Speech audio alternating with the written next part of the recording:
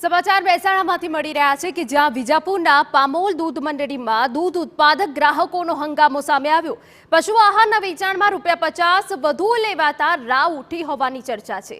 મંડળીના કર્મચારી દ્વારા ગ્રાહકો પાસેથી ₹50 વધારે લેવાતા હતા।